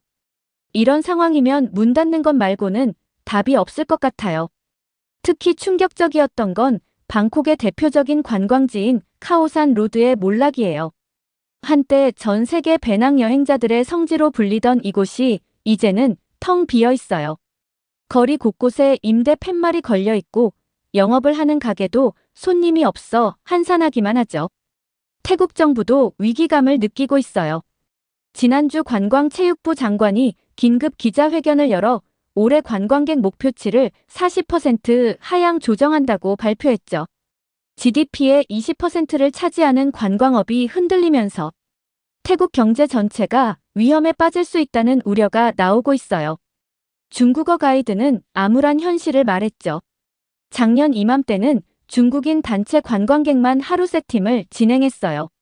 근데 요즘은 일주일에 한 팀도 받기 힘들어요. 중국 관광객들도 이제는 미세먼지가 심한 태국을 피한대요. 패통탄 친나와 정부가 내놓은 대책은 솔직히 실망스러워요. 중국산 공기청정기를 대량 도입하겠다는 계획을 발표했지만 호텔업계에서는 즉각 반발했죠. 중국 제품으로는 외국인 관광객들의 신뢰를 얻을 수 없다는 거예요. 5성급 호텔 총지배인은 정부의 대책을 비판하며 말했습니다. 정부가 현실을 전혀 모르는 것 같아요. 우리 호텔 리뷰를 보면 한국 공기청정기가 있어서 안심하고 묵을 수 있었다는 평가가 정말 많았거든요. 그걸 중국산으로 대체한다고? 이건 말도 안 되는 소리죠. 이제는 시위대의 요구도 구체화되고 있어요. 한국과의 관계 정상화, 한국 기업 재유치를 위한 특별법 제정 등을 요구하고 있죠. 특히 관광업계는 한국 대사관 앞에서 사과 시위까지 벌이고 있어요. 태국 상인들은 모두가 입을 모아 얘기하고 있었어요. 우리가 한국의 소중함을 몰랐던 거예요. 이제라도 관계를 회복했으면 해요. 우리 호텔 직원들 월급도 못 주고 있어요. 제발 한국 기업들이 돌아왔으면 좋겠어요. 저는 요즘 매일 아침 기상청으로 출근하면서 마음이 무거워요. 제가 연구하고 측정하는 미세먼지 수치는 날이 갈수록 악화되고 있고 더 이상 그 수치를 정확하게 예측할 수도 없게 되었으니까요. 한국의 시스템이 멈춘 후로는 더 이상 신뢰할 만한 데이터를 얻을 수가 없어요. 엊그제는 충격적인 일이 있었어요. 치앙마이에서 갑자기 미세먼지 수치가 급상승했는데 예전처럼 신속한 대처를 하지 못했죠. 한국에 AI 예측 시스템이 있었다면 최소 하루 전에는 경보를 발령할 수 있었을 텐데 많은 시민들이 갑작스러운 미세먼지에 노출됐어요. 더 큰 문제는 항공기 운항에도 차질이 생기고 있다는 거예요. 지난주에만 치앙마이 공항에서 12편의 항공기가 착륙을 포기하고 회항했어요. 시정거리가 확보되지 않아서죠. 한 외국 항공사 관계자는 더 이상 태국 취항을 유지하기 어려울 것 같다고 했대요. 관광객들도 비행기가 착륙도 못하는 나라에 누가 가고 싶겠냐며 예약을 취소하고 있죠. 병원에서는 호흡기 질환자가 급증하고 있다고 해요. 예전에는 병실마다 있던 한국산 공기청정기 덕분에 환자들이 안심하고 치료받을 수 있었는데 이제는 그마저도 없어졌죠. 의료진들은 마치 코로나19 시기로 돌아간 것 같다고 말씀하시더라고요. 이런 상황이 외국 언론에도 보도되면서 태국의 이미지는 더욱 나빠지고 있어요. 위험한 여행지, 항공기도 착륙하기 힘든 나라라는 오명을 얻고 있죠. 관광업계에서는 이대로 가다가는 회복 불능 상태가 될 거라며 걱정하고 있어요. 거리에는 매일같이 시위대가 모이고 있어요. 한국과 화해하자, 우리의 실수를 인정하자는 목소리가 커지고 있죠. 어제는 한 노인분이 저를 붙잡고 이런 말씀을 하셨어요. 나린, 당신이 한국에서 배운 게 있다면 제발 우리를 도와주세요. 그 말씀을 듣는데 눈물이 났어요. 제가 한국 기상청에서 연수받던 때가 생각나요. 그때 한국의 전문가들이 해주신 말씀이 있어요. 기술은 공유할수록 커진다고요. 그들은 자신들의 기술과 노하우를 아낌없이 나눠주었죠. 하지만 우리는 그 소중한 관계를 너무 쉽게 깨트려 버렸어요. 지금 태국의 하늘은 그 어느 때보다 뿌옇고 답답해요. 하지만 이건 단순히 미세먼지 때문만은 아닌 것 같아요. 우리의 어리석음이 만든 결과이기도 하니까요. 우리는 한국이라는 좋은 친구를 잃어버렸고 그들이 우리에게 전해준 희망도 함께 잃어버렸어요. 이제 저는 매일 밤 창밖을 바라보며 생각해요. 언젠가 다시 한국의 전문가들과 함께 일할 수 있을까요? 우리 병원에 다시 한국산 공기청정기가 들어올 수 있을까요? 관광객들로 북적이던 방콕의 거리가 다시 활기를 되찾을 수 있을까요? 태국 기상청의 연구원으로서 그리고 한 사람의 시민으로서 저는 간절히 바라고 있어요. 우리가 저지른 실수를 인정하고 한국과의 관계를 회복할 수 있기를, 그래서 다시 한번 맑은 하늘을 볼 수 있기를 기도하고 있어요. 미세먼지 데이터를 분석하다 보면 숫자 너머에 있는 더 큰 진실이 보여요. 우리는 혼자서는 이 문제를 해결할 수 없다는 것을요. 한국이 보여준 것처럼 진정한 해결책은 기술의 공유와 협력, 그리고 서로에 대한 신뢰에서 시작되는 것 같아요. 이렇게 태국의 미세먼지 때문에 겪는 사건들을 통해 한국의 고마움을 느끼는 사연 어떻게 들으셨나요? 알게 모르게 한국이 세계적으로 도움을 주고 있었던 사실에 대해 자부심을 느끼게 되었고, 한국이 사라지자 이러한 문제들을 해결할 수 없다는 사실에 놀라움을 감추지 못했습니다. 현재 태국은 미세먼지 때문에 큰 문제를 겪고 있는데요. 구독자분들은 태국으로 여행을 가서 이러한 문제를 겪지 않았으면 좋겠다고 생각했습니다. 여러분들의 의견은 어떠신가요? 다양한 의견을 댓글을 통해 공유해주세요. 긴 영상 시청해주셔서 감사드리고, 영상 재미있으셨다면 구독과 좋아요 한 번씩 부탁드립니다. 현재 태국에서는 중국 스마트폰을 사용하라는 정부의 권장사항이 있습니다. 중국 스마트폰을 더 많이 팔기 위해 태국 정부도 각종 프로모션을 진행시키고 있는데요. 하지만 중국 스마트폰을 사용하는 사람들은 여러 불만을 제기하고 있고, 심지어는 스마트폰을 수리하지 못하는 상황까지 벌어지게 됩니다. 이에 태국 국민들은 충격적인 모습들을 보여주는데요. 도대체 태국에서는 어떤 일이 있었던 걸까요? 안녕하세요. 저는 뉴욕 컬럼비아 대학교 국제경영학과 3학년 애니 윌슨입니다. 캘리포니아 출신이지만 아시아 문화와 경제에 매료되어 뉴욕으로 유학을 왔죠. 특히 한국과 일본의 기술 혁신 과정을 공부하는 것이 제 관심사예요. 오늘은 제가 경험한 특별한 수업 시간을 이야기해 드리려고 해요.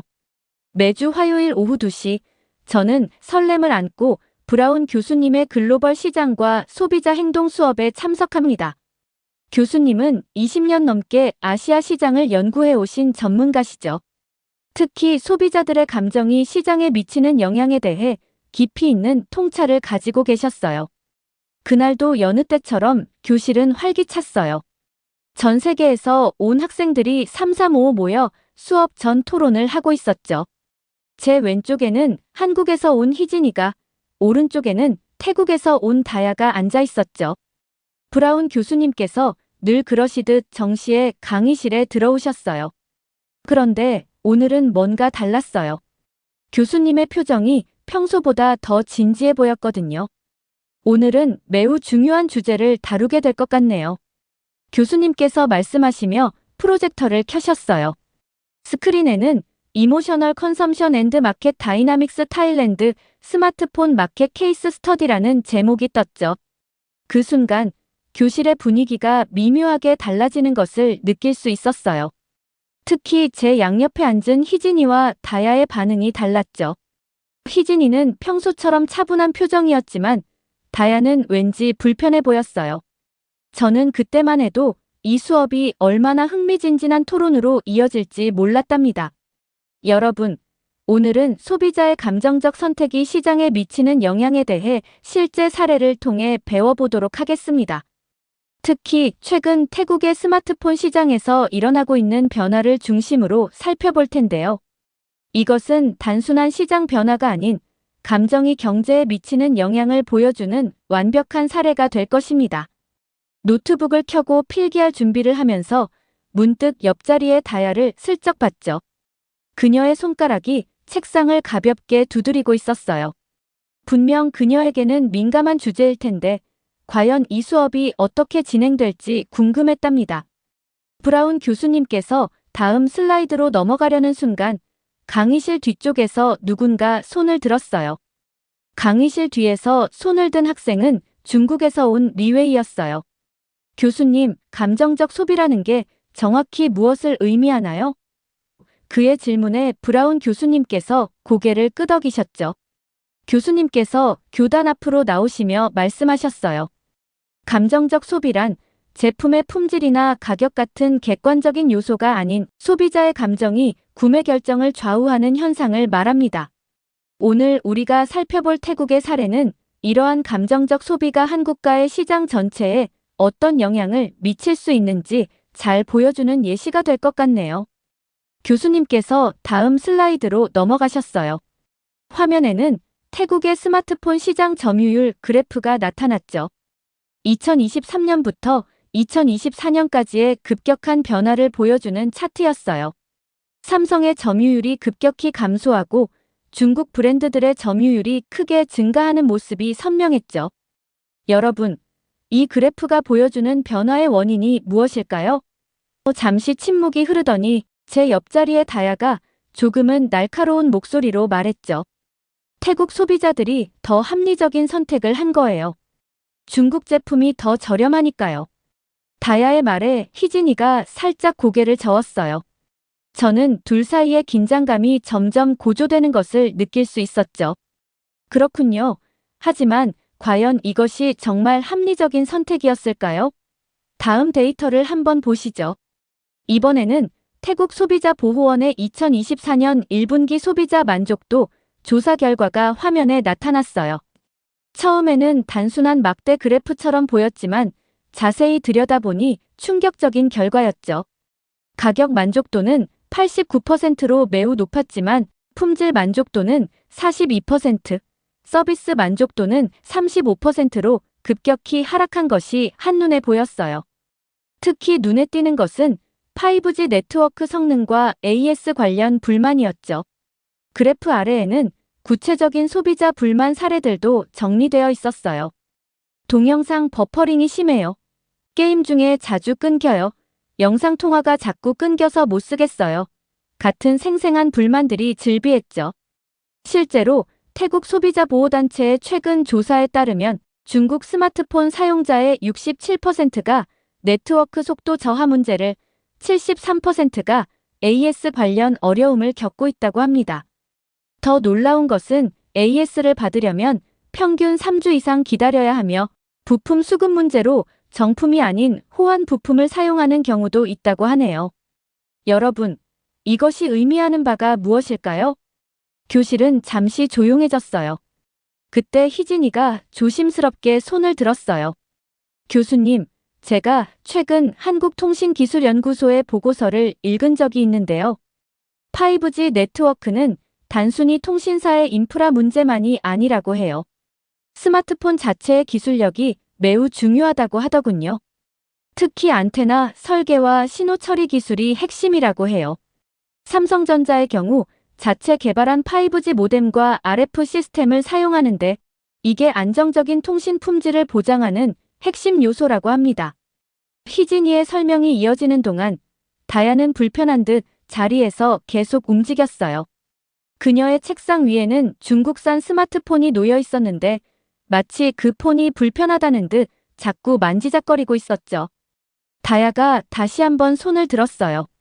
이번에는 얼굴이 조금 상기된 듯 했죠. 하지만 교수님, 소비자들의 선택을 단순히 감정적이라고 단정 짓는 건 너무 일방적인 것 아닌가요? 우리에겐 선택의 자유가 있잖아요. 교수님께서는 침착하게 대답하셨어요. 물론입니다. 선택의 자유는 매우 중요한 소비자의 권리죠. 하지만 우리가 오늘 배워야 할 것은 그 선택이 가져올 장기적인 결과를 예측하고 판단하는 능력입니다.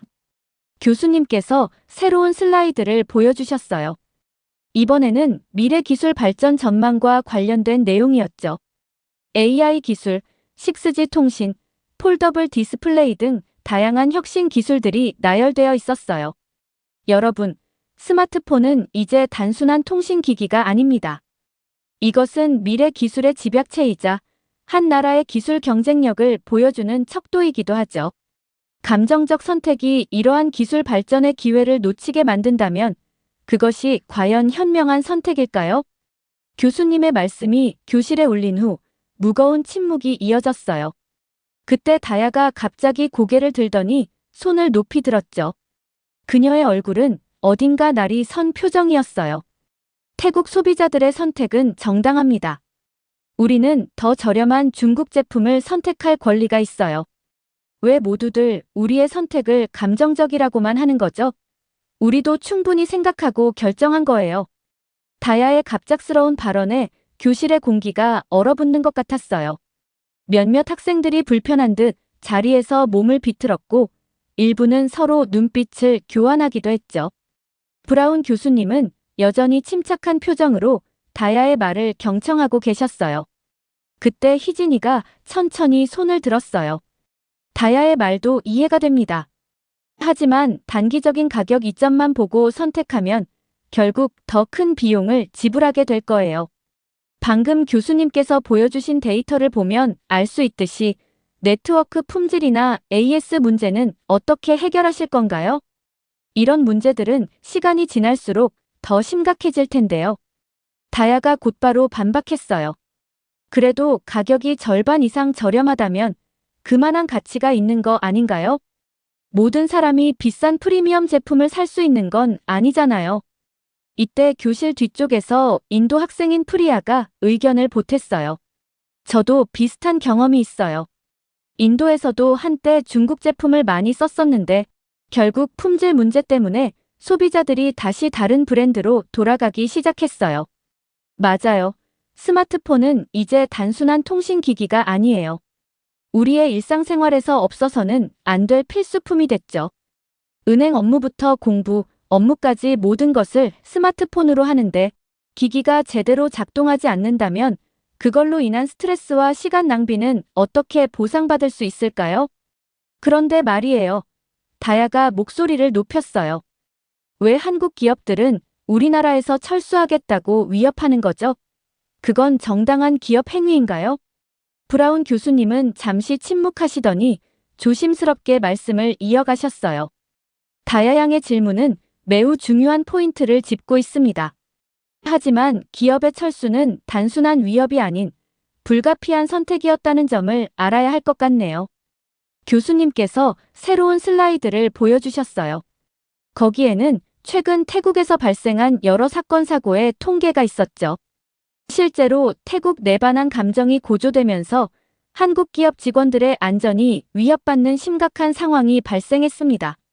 한국인 직원들이 피해를 입는 사건이 늘어났고 일부 직원들은 출퇴근길에 위협을 받기도 했죠. 기업으로서는 직원들의 안전을 더 이상 보장할 수 없는 상황이 된 겁니다. 희진이가 조용히 덧붙였어요. 저도 태국 친구들에게 들었는데요. 태국 정부가 최근 중국과의 전략적 협력을 강화하면서 중국 스마트폰 업체들에게 다양한 혜택을 제공하고 있다고 해요. 세금 감면부터 시작해서 정부 주도의 대대적인 프로모션까지 말이죠. 프리아가 궁금하다는 듯이 물었어요. 그런데 그게 과연 소비자들에게 진정한 혜택일까요? 정부가 특정 국가의 제품을 과도하게 밀어주는 건 장기적으로 봤을 때 시장 균형을 해칠 수도 있지 않나요? 교수님께서 고개를 끄덕이셨어요. 좋은 지적입니다.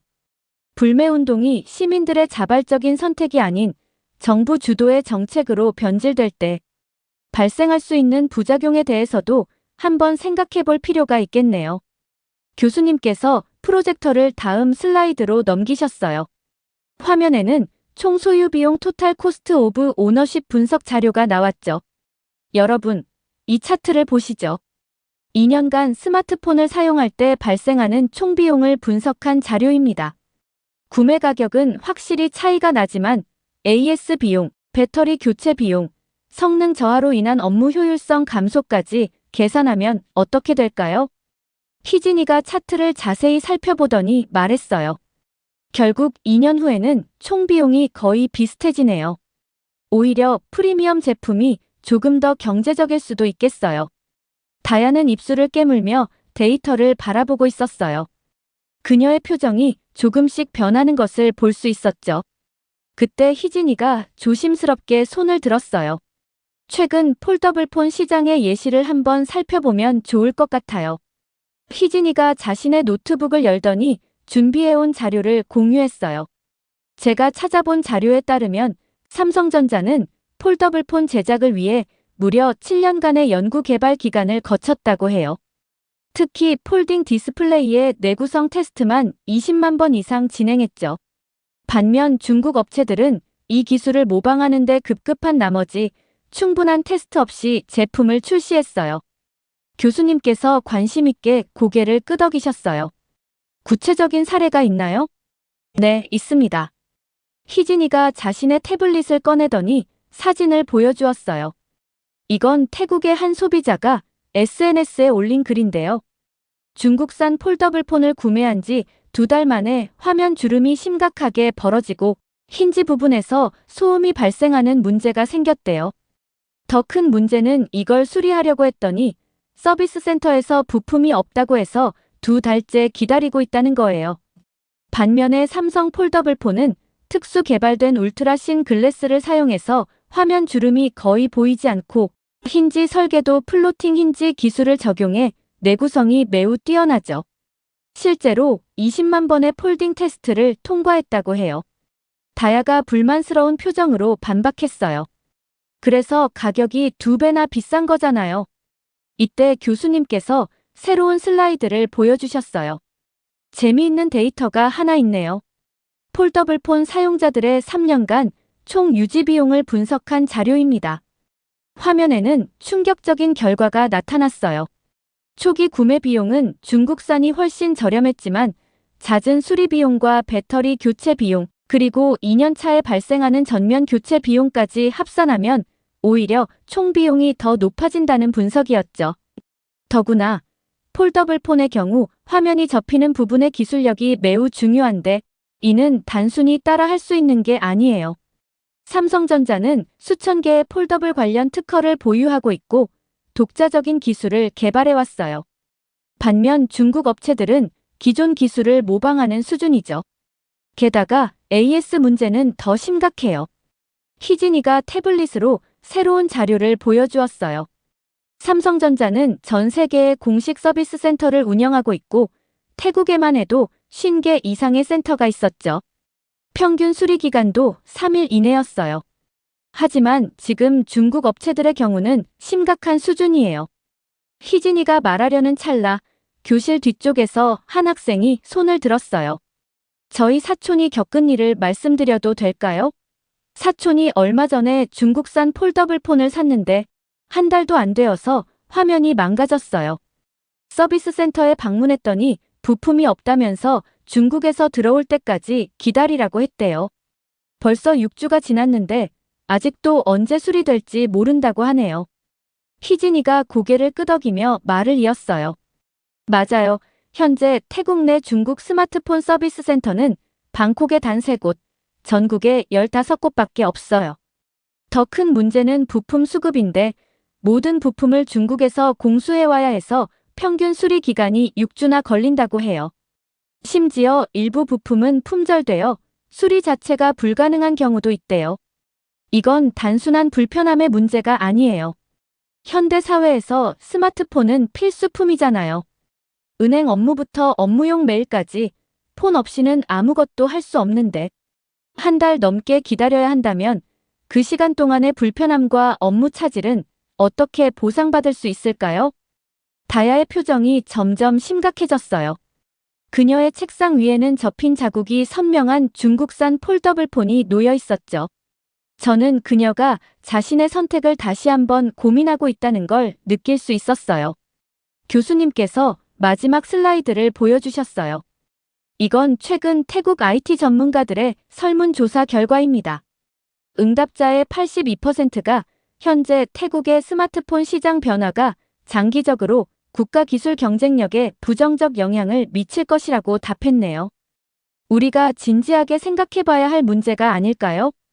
교실 안에 무거운 침묵이 흐르는 가운데 브라운 교수님께서 모두의 생각을 읽으신 듯 물으셨어요. 그렇다면 이런 상황이 지속된다면 태국의 미래는 어떻게 될까요? 여러분의 생각을 들어보고 싶네요. 희진이가 먼저 조심스럽게 손을 들었어요. 교수님, 제가 특히 우려되는 것은 AI 시대에서의 경쟁력입니다. 현재 스마트폰은 단순한 통신 기기가 아닌 AI 기술의 테스트베드 역할을 하고 있어요. 삼성전자의 경우 자체 AI 프로세서를 개발하고 이를 스마트폰에 탑재해 다양한 AI 기능을 선보이고 있죠. 저는 고개를 끄덕였어요. 지난 학기 글로벌 기술 혁신과 경쟁력 수업에서 배운 내용이 떠올랐거든요. 맞아요. 특히 기술 종속성 문제가 심각할 것 같아요. 제가 지난 학기에 배운 바로는 한 국가의 기술 발전은 마치 사다리를 오르는 것과 같다고 해요. 한 단계씩 차근차근 올라가야 하는데 중간 단계를 건너뛰면 나중에 더 큰 문제가 생길 수 있대요. 교수님께서 새로운 슬라이드를 보여주셨어요. 거기에는 2025년 AI 스마트폰 시장 전망이라는 제목이 붙어 있었죠. 여러분, 이 자료를 보시죠. 향후 2년 내에 모든 프리미엄 스마트폰은 자체 AI 칩을 탑재하게 될 것으로 예상됩니다. 이는 단순한 하드웨어의 변화가 아닌 모바일 컴퓨팅의 패러다임 시프트를 의미하죠. 예를 들어, 현재 삼성 스마트폰에는 NPU라는 특별한 AI 프로세서가 탑재되어 있어요. 이 프로세서는 사용자의 행동 패턴을 학습해서 배터리 효율을 최적화하고 카메라 성능을 향상시키죠. 더 나아가 개인 맞춤형 AI 비서 기능도 제공해요. 이런 기술들은 수년간의 연구개발 결과물이에요. 반면 중국 기업들은 아직 이런 핵심 기술을 자체 개발하지 못하고 있죠. 대부분 외부 업체의 범용 칩을 사용하고 있어요.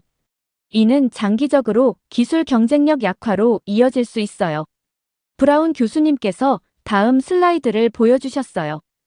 AI 시대의 기술 종속성 위험도 분석 자료였는데 그래프와 도표가 꽤나 충격적이었죠. 현재 태국이 선택한 길을 계속 간다면 다음과 같은 시나리오가 예상됩니다. 교수님께서 레이저 포인터로 각 항목을 짚어가며 설명하셨어요. 첫째, AI 관련 핵심 기술의 해외 의존도가 심화될 것입니다.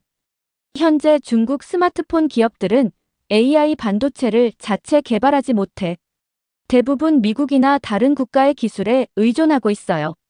이는 마치 자동차는 팔지만 엔진은 만들 줄 모르는 것과 같죠.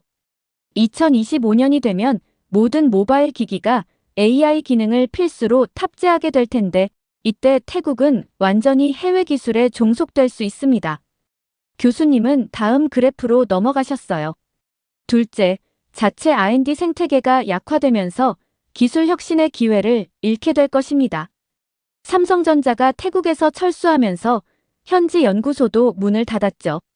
이곳에서 일하던 300명 이상의 태국 엔지니어들이 일자리를 잃었고 매년 40~50명의 태국 대학생들이 받던 인턴십 기회도 사라졌어요.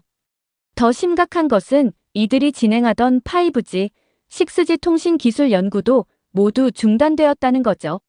마지막 도표를 가리키시며 교수님은 계속 설명하셨어요. 셋째, 결과적으로 디지털 경제에서의 경쟁력이 크게 저하될 것으로 보입니다. 예를 들어 메타버스나 확장현실 XR 기술이 보편화되는 2026년경에는 고성능 AI 프로세서가 필수가 될 텐데 이런 기술을 개발할 수 있는 기업이 태국에는 없어질 거예요. 결국 태국은 단순한 조립 공장이나 판매 시장으로 전락할 위험이 있습니다. 교수님께서 우려스러운 표정으로 덧붙이셨어요. 더구나 현재 전 세계 AI 특허의 85%가 한국, 미국, 일본, 유럽에 집중되어 있어요. 중국도 자체 기술 개발에 막대한 투자를 하고 있지만 아직 핵심 기술 격차를 따라잡지 못하고 있죠. 이런 상황에서 태국이 기술 협력의 기회를 스스로 차단한다면 그 격차는 더욱 벌어질 수밖에 없습니다. 교실 안에는 무거운 침묵이 흘렀어요. 특히 다야의 표정이 심각해 보였죠. 중요한 것은 지금 당장의 선택이 10년 후의 미래를 좌우한다는 점을 인식하는 거죠. 여러분이 앞으로 이끌어갈 미래를 위해 우리는 더 현명한 선택을 해야 할 것 같네요. 저는 노트북에 이 말을 꼼꼼히 받아 적었어요. 이것은 단순한 수업 내용이 아닌 우리 세대가 진지하게 고민해야 할 문제라는 생각이 들었거든요. 브라운 교수님께서 마지막 슬라이드를 내리시며 수업을 마무리하셨어요. 오늘 우리는 매우 중요한 주제에 대해 이야기를 나눴습니다. 때로는 불편한 진실이라 할지라도 이성적으로 바라보고 현명한 선택을 할 수 있어야 하죠. 다음 수업에서는 이와 관련된 다른 국가들의 사례를 살펴보도록 하겠습니다. 교실 안에는 묘한 긴장감이 감돌았어요. 다야는 고개를 푹 숙인 채 책상 위에 펜을 만지작거리고 있었죠. 그녀의 표정에서는 분노와 혼란, 그리고 어쩔 수 없는 현실에 대한 인정이 복잡하게 뒤섞여 있는 것 같았어요. 평소라면 수업이 끝나자마자 활발하게 의견을 나누던 그녀였지만 오늘은 그저 조용히 자리에 앉아 있었죠. 수업이 끝나고 학생들이 하나둘 강의실을 나서는 동안 저는 잠시 자리에 남아 오늘 수업을 되돌아보았어요. 때로는 우리가 옳다고 믿는 선택이 감정에 휘둘린 판단일 수 있다는 걸 배웠죠. 진정한 애국은 감정적인 선택이 아닌 나라의 미래를 위한 현명한 판단에서 시작된다는 것도요. 노트북을 닫으며 생각했어요. 기술의 발전은 멈추지 않는다. 그리고 그 흐름에서 뒤처지는 순간 우리는 미래를 잃게 되는 걸지도 모른다. 이날의 수업은 제게 깊은 인상을 남겼어요. 단순한 스마트폰 선택의 문제를 넘어 한 나라의 미래가 걸린 중요한 교훈을 배웠으니까요. 강의실을 나서면서 우리 모두가 조금 더 현명해졌기를 바랐답니다. 이렇게 한국의 스마트폰을 쓰지 않는 태국의 현재 상황을 나타내는 사연 어떻게 들으셨나요? 한국 스마트폰의 기술력과 품질이 우수하다는 점에서 뿌듯함을 느끼게 되었고, 중국 스마트폰은 아직 쓰면 안 되겠다는 생각을 하게 되었습니다. 여러분들의 의견은 어떠신가요? 다양한 의견을 댓글을 통해 공유해주세요. 긴 영상 시청해주셔서 감사드리고, 영상 재미있으셨다면 구독과 좋아요 부탁드립니다.